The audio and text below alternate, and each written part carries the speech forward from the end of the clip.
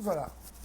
Pai, em nome de Jesus, colocamos diante de Ti, Senhor Deus, esse tempo, esse momento, na certeza de que o Teu Espírito Santo há de trazer a cada um de nós entendimento, valores, princípios.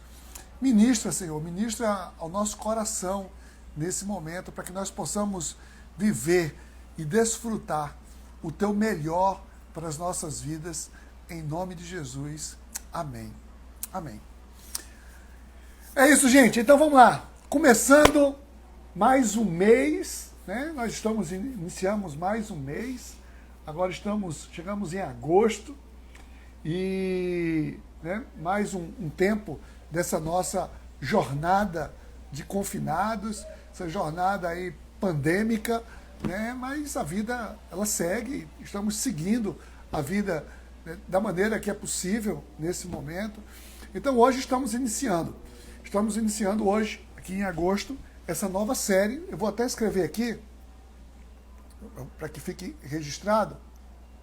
Aqui, ó.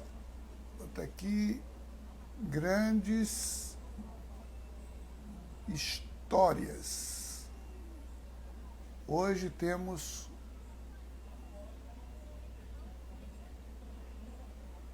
o dilúvio, que está em Gênesis 6.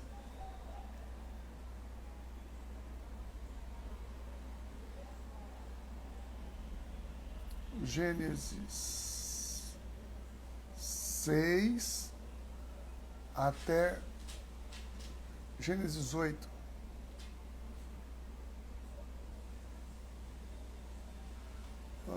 Cadê? Difícil digitar assim, viu?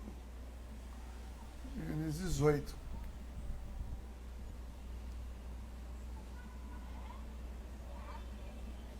Pronto. Então, tá aí, fixado. Tema bom para agosto, grandes dilúvios. Já tem vento, né? Tá ventando bastante aí. Quem sabe? Ó, quem vive no Recife está acostumado com esse tema já, né? De dilúvios, assim. Mas é outro dilúvio que a gente vai falar aqui agora.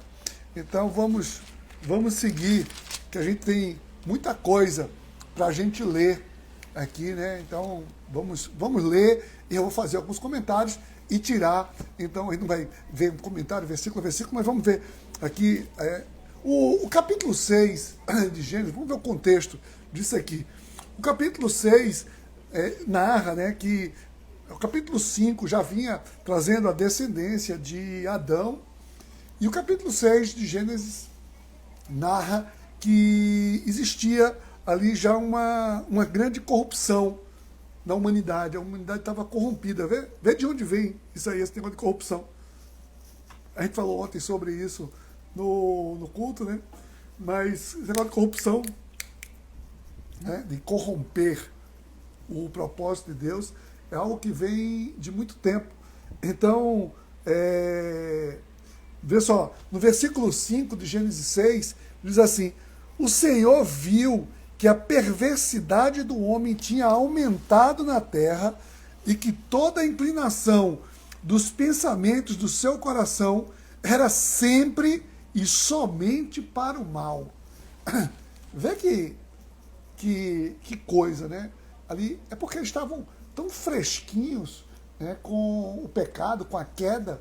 Vê como é que estava a situação dele. Foram expulsos ali, o homem foi expulso do paraíso. Vê com o que estavam vivendo.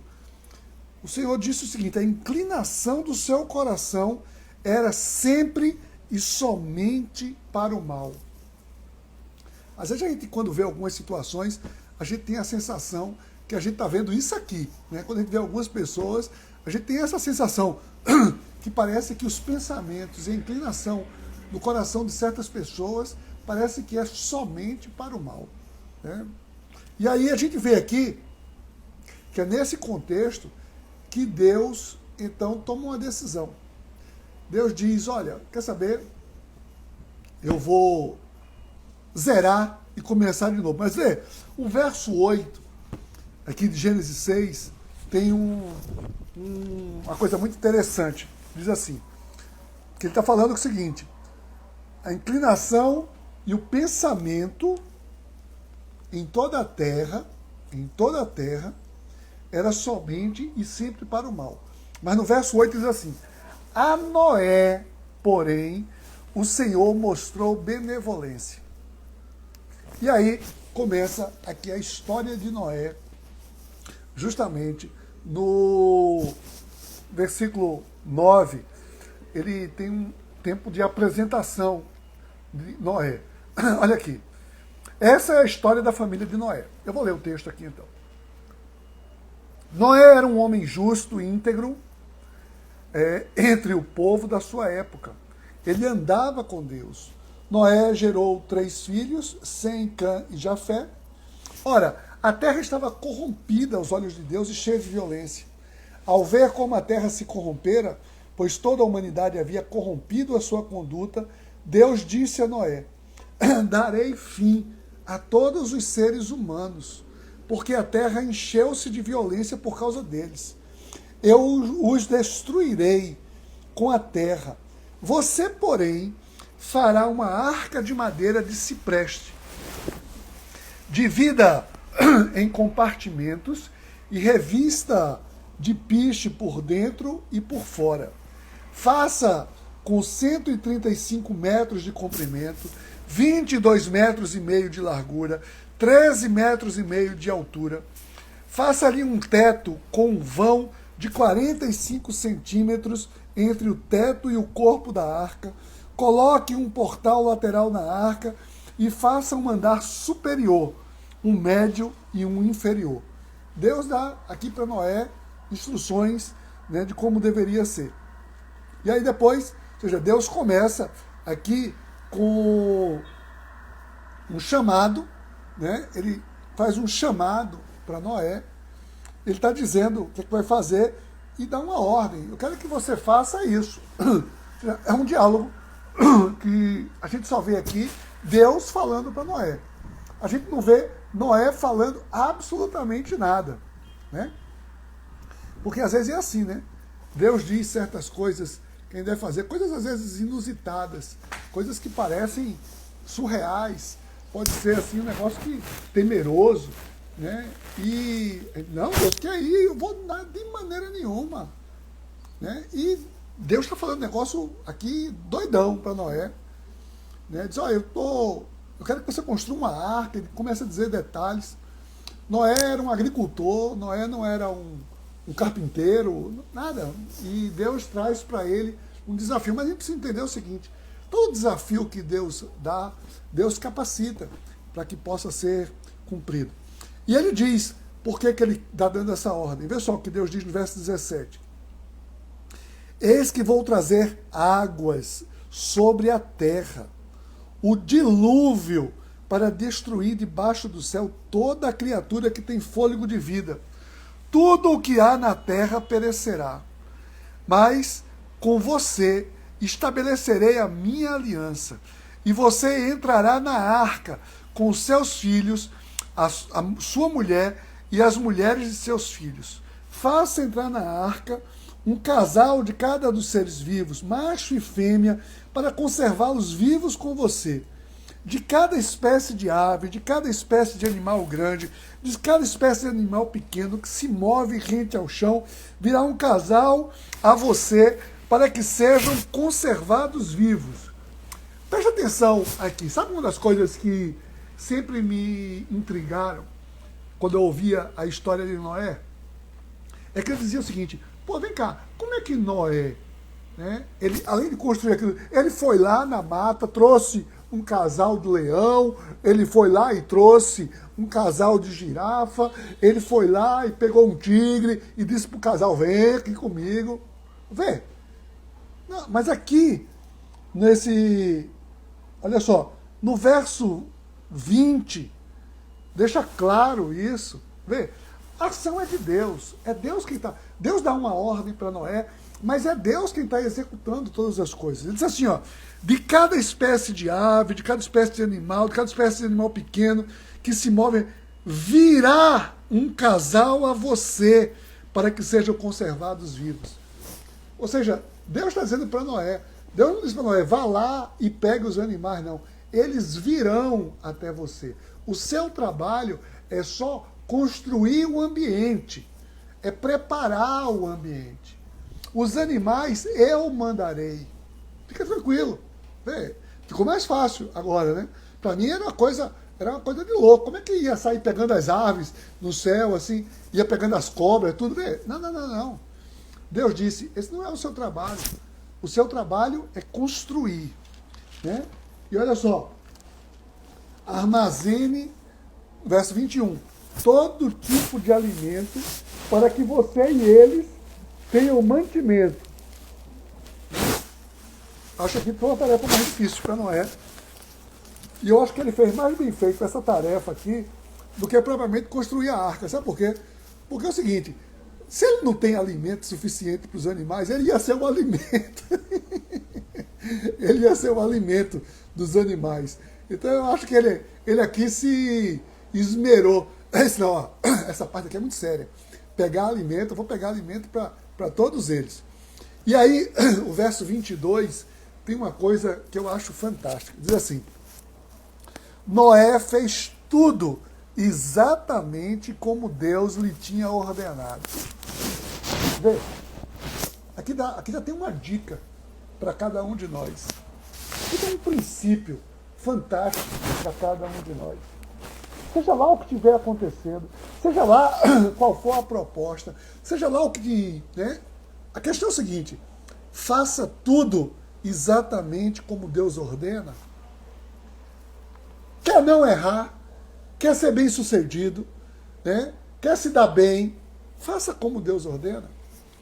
A desobediência é sempre um grande problema. A desobediência é sempre um grande problema. E aqui está dizendo, Noé fez exatamente. Assim, Noé fez a maioria do que Deus disse. Noé fez uma grande parte do que Deus disse. Não. Noé fez exatamente. Vamos continuar a nossa leitura aqui. Capítulo 7. Então o Senhor disse a Noé, entre na arca, você e toda a sua família, porque você é o único justo que encontrei nessa geração. Vê, pega aqui, guarda isso aí, essa lição. Você é o único justo que encontrei nessa geração. Único justo nessa geração. Leve com você 7 casais de cada espécie de animal puro, macho e fêmea, um casal de cada espécie de animal impuro, macho e fêmea. Leve também 7 casais de ave de cada espécie, macho e fêmea, a fim de preservá-las em toda a terra. Daqui a 7 dias farei chover sobre a terra 40 dias e 40 noites, e farei desaparecer da face da terra todos os seres vivos que fiz. Verso 5, mais uma vez, diz o quê? E Noé fez tudo como o Senhor tinha lhe ordenado. Repete aqui. Né? Vamos lá, verso 6. Noé tinha 600 anos de idade quando as águas do dilúvio vieram sobre a terra. E você pensando que você não tem mais tempo de fazer nada, já passou da sua época, né? Noé, seus filhos, sua mulher e as mulheres de seus filhos entraram na arca por causa das águas do dilúvio. Casais de animais grandes, puros e impuros, aves de todos os animais, pequenos que se moviam rente ao chão, vieram a Noé e entraram na arca como Deus tinha ordenado a Noé. E depois dos 7 dias, as águas do dilúvio vieram sobre a terra. 7 dias para que os animais fossem chegando. Né? Essa migração, esse êxodo, foi um êxodo de 7 dias. No dia em que Noé completou 600 anos, 1 mês e 17 dias, nesse mesmo dia, todas as fontes das grandes profundezas jorraram, e as comportas do céu se abriram, e a chuva caiu sobre a terra 40 dias e 40 noites. 40 dias e 40 noites. Você imagina o que é isso? 40 dias e 40 noites de fortes chuvas. Bom, para quem vive no Recife, basta uma noite, né? Basta uma noite para alagar tudo, né? A gente sabe bem que é isso aqui, né? Então, o dilúvio aqui no Recife basta um dia e uma noite, né? Mas aqui foram 40 dias e 40 noites. Naquele mesmo dia, Noé e seus filhos, Sem, Cã e Jafé, e com sua mulher e as mulheres dos seus 3 filhos, entraram na arca. Com eles entraram todos os animais, de acordo com a sua espécie, todos os animais selvagens, todos os rebanhos domésticos, todos os demais seres vivos que se movem rente ao chão, todas as criaturas que têm asas, todas as aves e os outros animais que voavam. Casais de todas as criaturas que tinham fôlego de vida vieram a Noé e entraram na arca. Os animais que entraram foram um macho e uma fêmea de cada ser vivo, conforme Deus ordenara a Noé. Então o Senhor fechou a porta. Tem uma hora que a porta é fechada, viu? 40 dias durou o dilúvio e as águas aumentaram e levaram a arca para cima da terra.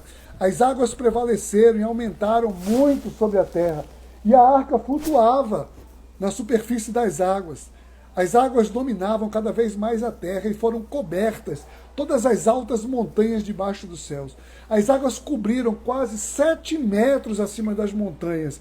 Todos os seres vivos que se movem sobre a terra pereceram, aves, rebanhos domésticos, animais selvagens, todas as pequenas criaturas que povoam a terra, toda a humanidade. Tudo o que havia em terra seca e tinha nas narinas fôlego de vida morreu. Todos os seres vivos foram exterminados da face da terra, tanto homens como animais grandes, animais pequenos que se movem rente ao chão, e as aves do céu foram exterminadas da terra. Só restaram Noé e aqueles que entraram na arca. Vê? E as águas prevaleceram sobre a terra 150 dias. 150 dias. Tempo de uma pandemia, né? Mais ou menos assim, que a gente está vivendo mais ou menos aquele tempo, né? E aí, o capítulo 8 narra uma coisa interessante. A coisa interessante é que nenhum mal é para sempre. O dilúvio termina. Né? Tem um momento que o dilúvio termina. Olha só.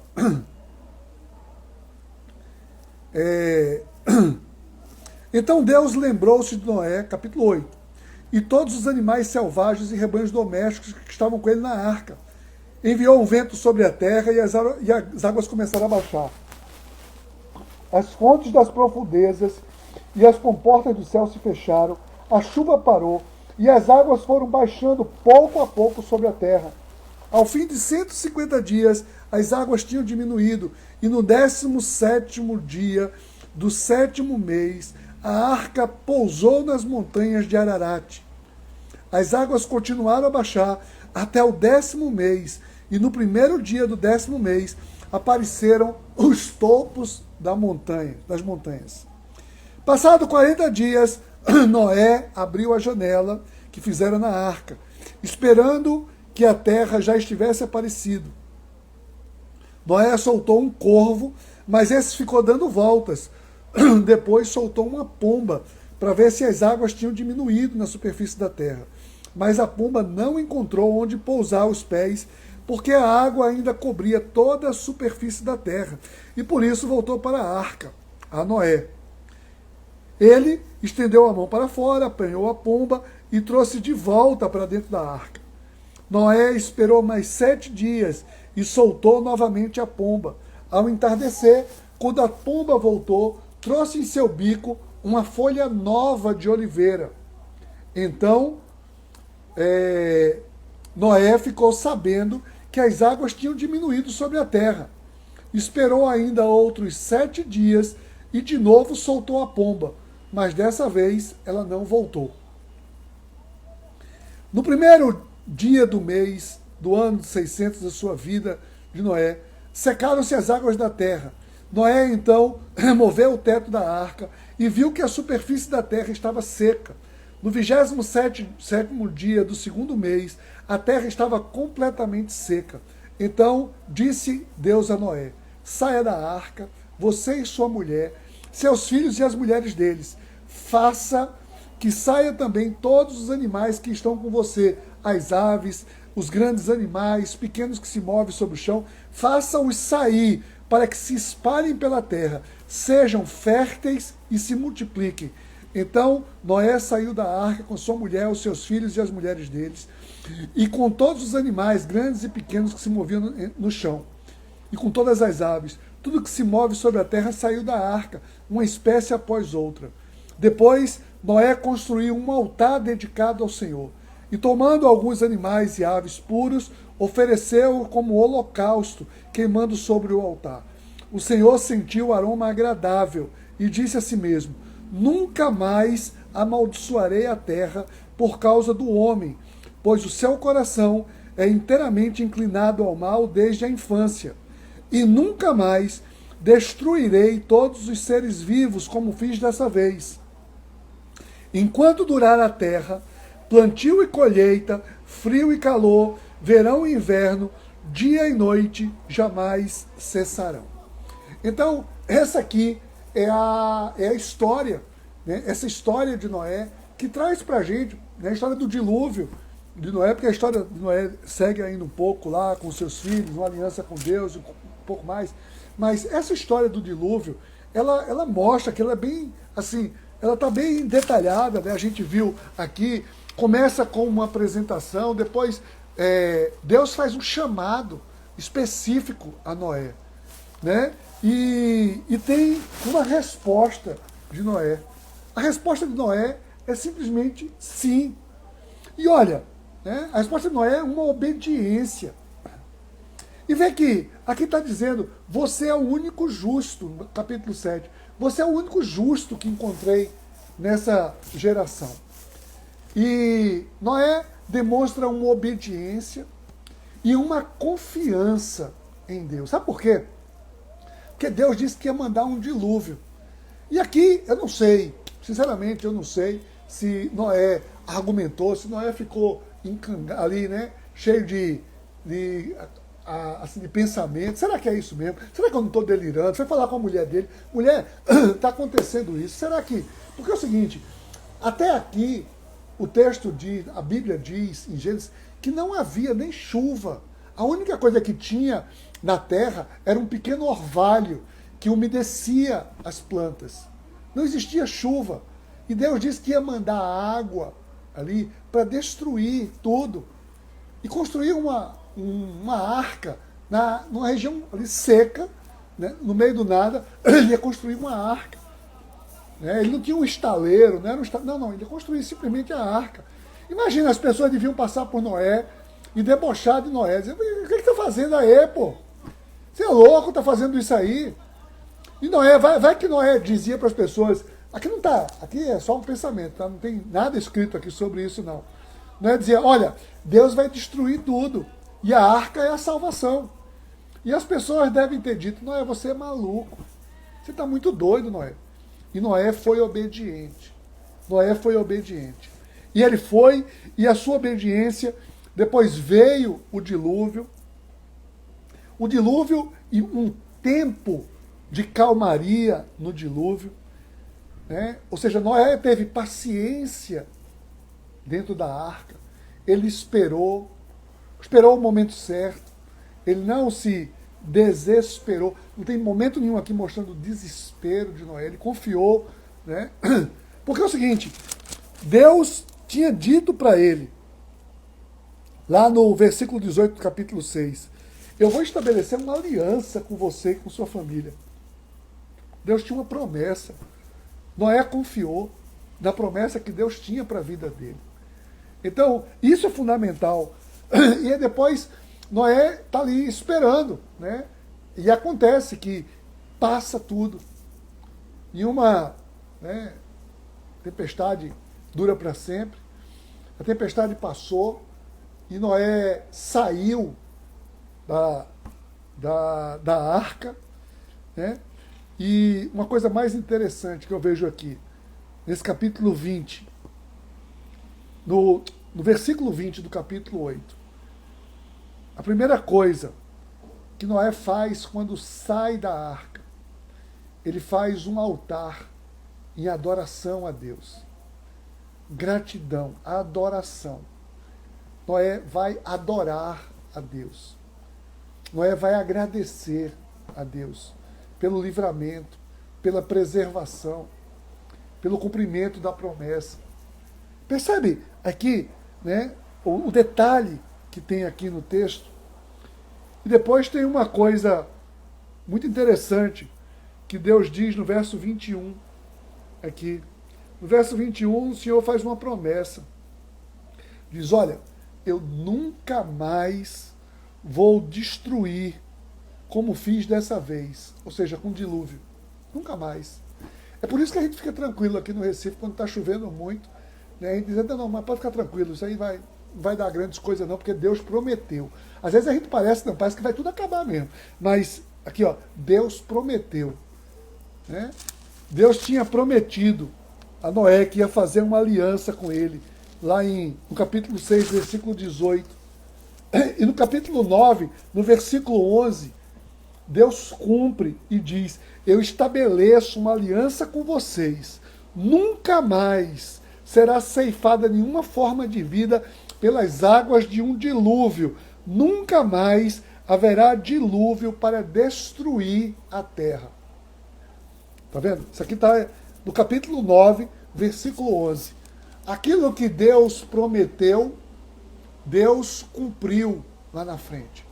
Deus promete e Deus cumpriu. Ele fez uma aliança com Noé e sua família. E aí eu fico perguntando para você, qual é a lição que você tira disso aqui? Mais do que uma história bonitinha de animais bonitinhos, né? O que você tira de história, de lição para a sua vida? Olha, a gente pode tirar muitas lições. Uma das lições que eu tiro aqui é que, primeiro, não importa que o mundo esteja corrompido. Não importa que pareça que todo mundo tem maldade. E às vezes tem pessoas que dizem assim, todo mundo é assim, todo mundo faz, eu vou fazer também. As pessoas fazem e não dá nada para ninguém, eu vou fazer também o errado. E a lição que a gente tira aqui com Noé é o quê? Ele se fazia íntegro, diferente de todo mundo. E Deus olha para quem está diferente de todo mundo. Deus olha, Deus está atento a quem está ali, ó, contra a maré. Aquele que está remando, né? Está no contrafluxo, na contracultura. Deus está atento. Não é porque o mundo está corrompido que eu vou embarcar na corrupção do mundo. Eu posso fazer diferença. Segundo, outra lição que a gente pode tirar daqui é que a obediência à vontade de Deus, aos planos de Deus, sempre vale a pena. Sempre vale a pena. E Noé poderia ter muitos motivos aqui para não obedecer a Deus. Achar que não tinha sentido. Não, isso aqui é uma viagem, é coisa da minha cabeça. Isso não tem menor sentido ter aqui. Não tem menor sentido construir uma arca. Não, os animais nunca virão até a mim. Poderia ficar ali argumentando. Não, eu não vou conseguir fazer isso sozinho mesmo. Né? A gente pode ficar. Mas aqui traz uma lição. Você, né, com Deus. Eu ouvi isso há muitos anos na minha vida. Você pode se sentir, né, único, sozinho ou minoria em qualquer lugar. Mas quando você está junto com Deus, você é maioria em qualquer lugar que você vá. Você junto com Deus é maioria em qualquer lugar que você esteja, em qualquer situação. Se você se sente só ou minoria em algum grupo, lembre-se sempre disso. Você junto com Deus, você será sempre maioria. Sempre. Não existe como. Você com Deus é sempre maioria. Né? Então, nós não podemos temer por ser uma coisa de um protagonismo. Não, eu não tenho condições.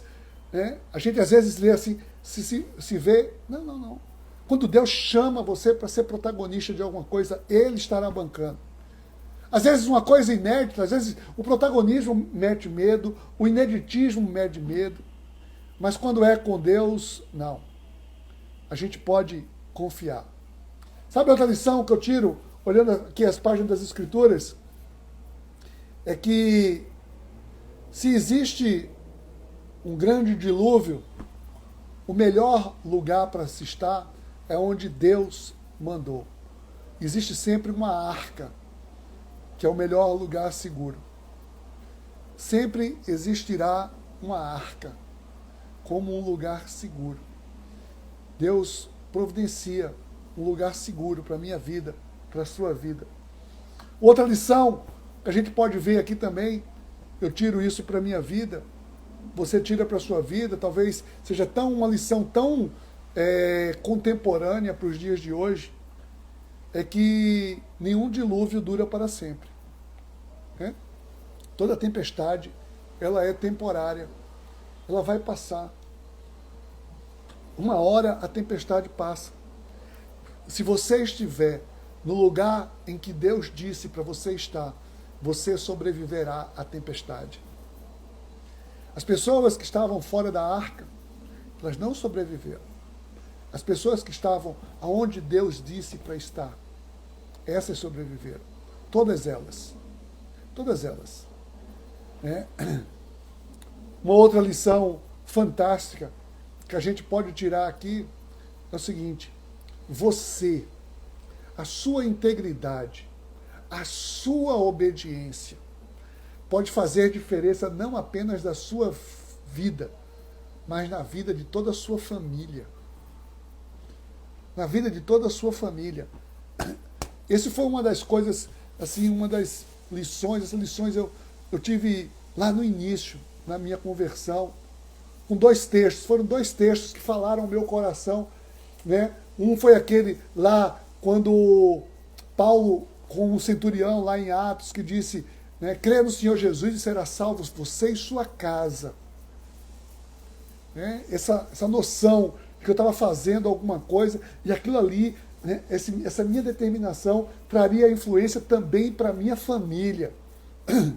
E aqui a palavra está dizendo, ó, no verso 7, diz assim: entre na arca você e toda a sua família, porque você é o único justo que encontrei nessa geração. Ou seja, você, Noé, é o único justo. E por você, eu estou salvando a tua família também. Eu estou salvando a tua família por você. Então, se ele era o único, ele não estava falando aqui dos filhos de Noé, não estava falando da esposa de Noé, nem das mulheres dos filhos de Noé. Ele falou, você é o único é único. Então, a sua obediência a Deus, a sua integridade, vai trazer um papel, vai trazer uma diferença para a sua vida, mas também para a vida da sua família. Né? E não só para a sua família, mas o texto diz aqui, né, que a sua obediência pode fazer diferença também para todo o mundo, para a criação. Foi através da obediência de Noé, né, que os animais vieram. Ou seja, a criação de Deus, as coisas criadas de Deus. Ali, aquela parte da criação sobreviveu graças à obediência de Noé. Então, a sua integridade, a minha obediência vai trazer também benefícios para a criação de Deus. E mais, traz também para as próximas gerações. Só houveram próximas gerações aqui, só teve próximas gerações porque houve a obediência de Noé. Isso se perpetua. A obediência, né? A sua obediência pode trazer. As pessoas podem não ser obedientes. Você não tem responsabilidade sobre as próximas gerações, mas você tem responsabilidade com as próximas gerações. Essa é uma lição que eu tenho para a minha vida. Eu não sou responsável pelo que os meus filhos vão fazer nesse mundo. Mas eu sou responsável com o que eu vou fazer com os meus filhos para esse mundo. Então, eu tenho uma responsabilidade, né, com os meus filhos e com a próxima geração. Eu tenho uma responsabilidade. Eu não tenho responsabilidade com o comportamento da próxima geração. Mas eu preciso entender, tá, que essa é uma responsabilidade minha. E assim, não é uma lição que traz aqui do texto, mas é uma lição, né, que eu quero trazer para você. Fala alto ao meu coração, não apenas hoje, mas sempre falou alto ao meu coração, é a noção de que é o seguinte: toda a história bíblica, ela é cristocêntrica, ela aponta sempre para Cristo, né? As coisas passadas parecem sempre ser um ato profético, e eu vejo na história do dilúvio um ato profético também. Eu vejo no ato, né, aqui no dilúvio, eu vejo Jesus Cristo. Jesus Cristo é a arca da nossa salvação. Jesus Cristo é o caminho que leva à salvação. Haverá um tempo que a porta da arca irá fechar. É o que diz o texto, que a porta da arca se fechou. E da mesma maneira que Noé demorou todo um tempo ali construindo aquela arca, a igreja de Jesus Cristo é o novo Noé. A igreja de Jesus Cristo é o Noé. Jesus chama a igreja para anunciar a arca, para abrir, para ali construindo aquela arca, mostrando a arca, para que venham à arca. A sua família venha até a arca, para que a igreja entre na arca, que é Jesus Cristo. Haverá o tempo que a arca vai se fechar, e quem estiver fora da arca perecerá. Perecerá. Então eu olho para a história de Noé como um prenúncio. Deus, ele traz, sim, ele prepara um caminho para a salvação, para todo aquele que é justo. E quem é que é justo nos dias de hoje? Apenas aquele que é justificado pelo sangue do Cordeiro. Ele está falando da igreja. Não está falando da igreja católica, igreja evangélica, igreja batista, igreja anglicana. Não está falando de denominação. Está falando da igreja de Jesus Cristo, do povo de Jesus Cristo. Aqueles que reconheceram o sacrifício de Jesus Cristo, aqueles que aceitaram o sacrifício de Jesus Cristo, aqueles que vieram para a arca. É desses que ele está falando. E a tempestade virá, ou seja, o grande julgamento sobre a terra virá. Que a gente possa estar atento ao chamado, né? A igreja hoje é o Noé. Nós somos Noé desse tempo. Jesus Cristo é a arca. E você escolhe. Você quer estar na arca? Você quer ficar fora da arca? Eu quero orar agora pela sua vida. Pai, em nome de Jesus, é diante dessa realidade que nós estamos, na confiança, Pai, que Tu és o Criador de todas as coisas. Tu és, Senhor Deus, aquele que tem o controle sobre todas as coisas. As Tuas promessas são fiéis. O Teu chamado é verdadeiro. E nós queremos estar juntos, Pai, com o Teu chamado.